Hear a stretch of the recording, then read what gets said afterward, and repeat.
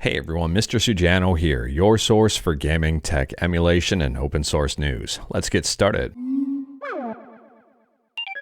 Alright, we'll kick things off talking about Nintendo Switch emulation with Ryujinx, and Ryujinx just got a pretty big performance bump. So as of version 1.1.1116, it improves performance for the open source AMD Mesa driver by up to 12%. Now if you're using Ryujinx on an ARM device, you're going to really like version 1.1.1117. They've implemented a new JIT for ARM devices. This one's pretty big. It significantly improves code compilation speed and size. 32-bit and 64-bit games will boot faster, and close to native execution without the need for platform-specific hypervisor. They do say though, note games that are not playable via hypervisor on macOS, such as Breath of the Wild and Animal Crossing, may now work better via JIT. In my opinion, this is great work by the Ryujinx devs, and I can't wait to see what's next. And speaking about great work, next up we're talking about PlayStation 3 emulation with RPCS3, and RPCS3 just got a brand new feature. They've just added support for a portable user directory, and setting this up is simple and straightforward. They say here, similar to other emulators, you can put a directory named portable next to the executable, and it will be auto-detected and used for all emulator data. Having this feature is super helpful to make it very easy to back up Ryujinx and to move it around to different machines. Moving on, and we're talking about PlayStation 2 emulation with PCSX2, and PCSX2 got an update that may or may not result in a small performance improvement. Now, I was debating on whether or not to include this one because you may or may not notice the results, but I saw the games list, so I thought it might be worth talking about. Let me know your thoughts in the comments below. It's optimizing out some situations of texture loading. And the results here, not really much to test. The below games might be a little quicker, but honestly probably not really noticeable. So here's the games list. We've got 007 Everything or Nothing, Armored Core, Burnout 3, Dragon Ball Z Budokai Tenkaichi 3, Dragon Quest 8, Driver, Grand Theft Auto 3, Grand Theft Auto San Andreas, Gran Turismo 4, Hitman Blood Money, Medal of Honor, Metal Gear Solid 2, Midnight Club 3, Need for Speed Underground 2, Onimusha 3, Shadow of the Colossus, Star Wars Battlefront 2, and a whole bunch more. In my opinion, any improvement's a good improvement, and you can find these in the latest nightly build of PCSX2. Moving on, and this one's a pretty quick one. If you like the Sega Saturn, you might be excited to know that Maria Renards' Revenge has been ported to it.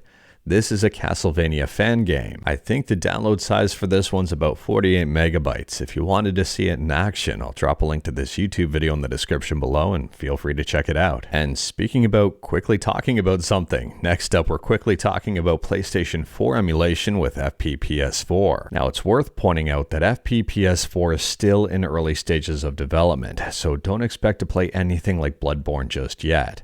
However, it appears they're getting ready to add VR support to it based on this latest commit. According to their compatibility tracker, about 96 games are currently playable in FPPS4. If you wanted to check out the list, I'll drop a link in the description below. And on a side note here, another PlayStation 4 emulator called RPCSX now boots into safe mode, so PS4 emulation is starting to make its way. Next up, we're talking about a bit of a controversy, and it's surrounding the RiiShop. We talked about the RiiShop the other day.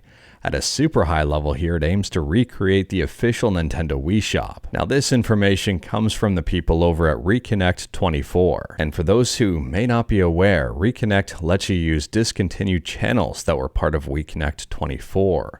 Like the Forecast channel, News channel, Everybody Votes channel, Nintendo channel, Wii Mail, and more. And here's the announcement right from the Reconnect24 Discord server. It should go without saying, but please do not use RiiShop or participate in their Discord server.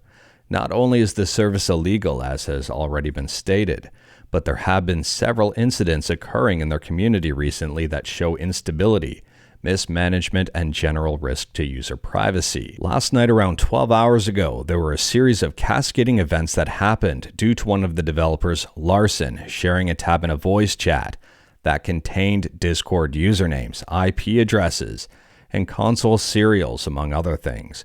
Upon sharing this tab in the Discord server, it was screen captured and shared. Larson effectively doxed multiple people partially by doing this.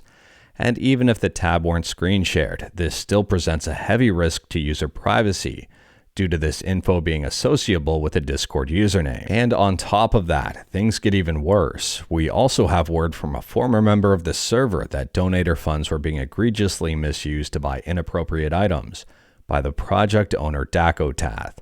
This means that donator funds cannot be guaranteed to even be used as stated towards the project. And then finally here, with the events that happened above, the server went into an anarchy state last night, and today it is completely locked down.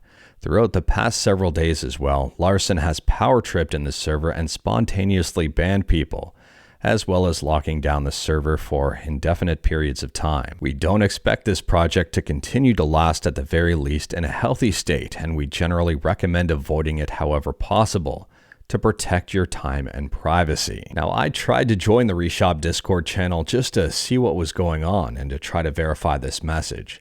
Unfortunately, I couldn't join that Discord channel, which kind of gives credibility to this message.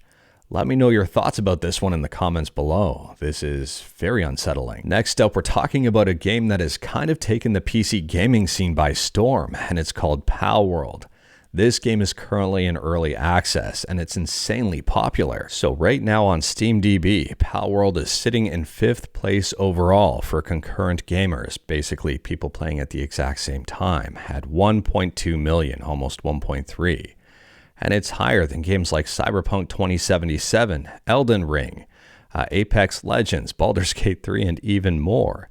It's just behind Dota 2. In fact, if we take a look at the games currently being played on Steam, Palworld's in 1st place. There are 775,000 people currently playing this game. Counter-Strike 2 is in 2nd place with almost half of that, 440,000. And on top of that, there's a bit of controversy surrounding Palworld. Now, I took a look on their Steam page and I didn't notice anything being stated about AI. However, there's a striking resemblance of a lot of these Palworld characters to Pokemon. In fact, Onion Moo on Twitter has a very detailed series of tweets outlining the similarities between Palworld and Pokemon. And interestingly enough, to add fuel to the fire, apparently the CEO of Pocket Pair talked about using AI to bypass copyright. Now, this has been translated by Google Translate, so it may not be 100% accurate, but it says the AI has evolved so much that it can no longer tell which one is a Pokemon. Left, Pokemon-like monster generated by AI.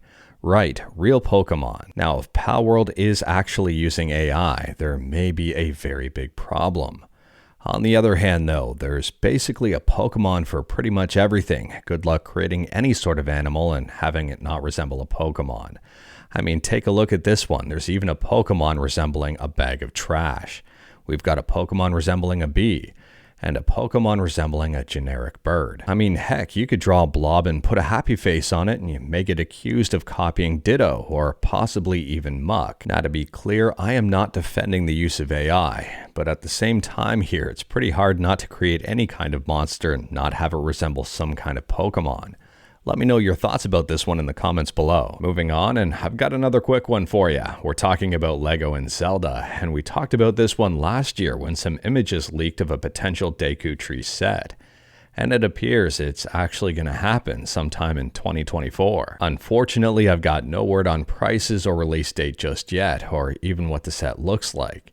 But if you head to Google and type in Zelda Deku Tree Lego, there are a ton of different images that show up here, including a couple that may be the real deal. I could be wrong though. Let me know your thoughts about this in the comments below. Would the set interest you? Next up is another quick one. We're talking about Tomb Raider 1, 2, and 3 Remastered on Steam. And if you head to their Steam page, this game is being released on February 14th. It's currently on sale for 10% off the pre-order.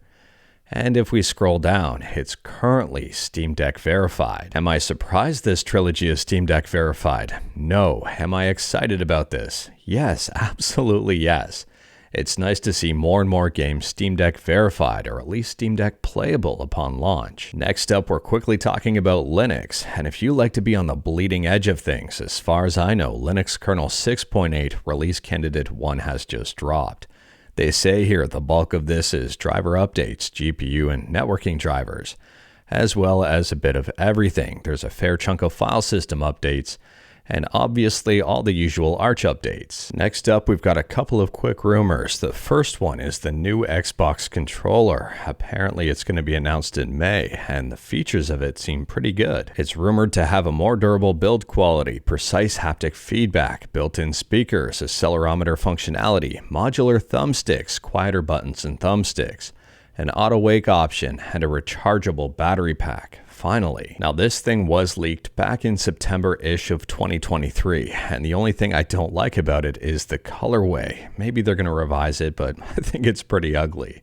Let me know your thoughts about this one in the comments below. Next up, we're talking about The Witcher 3, specifically a brand new mod that's dropped. It's called Eternal Hunt, and it's pretty extensive. They say here the Eternal Hunt is a massive content pack that includes new animation scenes, enemies, items, armor, weapons, lore, effects, pseudo-quests, and much, much more. And in addition to that, they say it features a great number of complex support systems like real-time meditation, auto-hide weapons for cloaks, wearable pocket items, blood and gore system, 3D HUD markers, weather system, ice breath, and even more. There's around somewhere of 100 new weapons in this one. It's available over on Nexus Mods, and if you wanted to learn more about it, I'll drop a link in the description below. Next up, we're talking about Nintendo DS emulation with MelonDS, specifically the MelonDS core.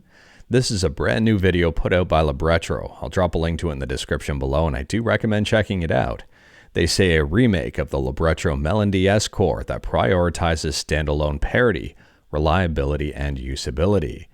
And they show this core in action, and what I can see here is pretty impressive. They showcase it working on the Steam Deck, and it looks like you can change screens with the press of a button. I'm excited about this update. Next up, we're quickly talking about PipePipe, a free and open source Android streaming front end for services like YouTube, Nico, and Bilibili. So version 3.2.0 just dropped, and there's a whole bunch of bug fixes and some very interesting new features.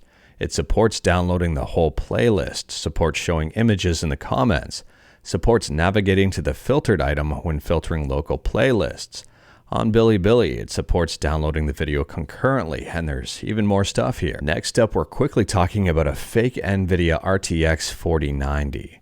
Now, I'm pretty sure this is just a one-off, but if you are buying these things used, be careful. I'll drop a link to this video in the description below, and I do recommend checking it out. The entire card is kind of messed up. They purchased it off Amazon.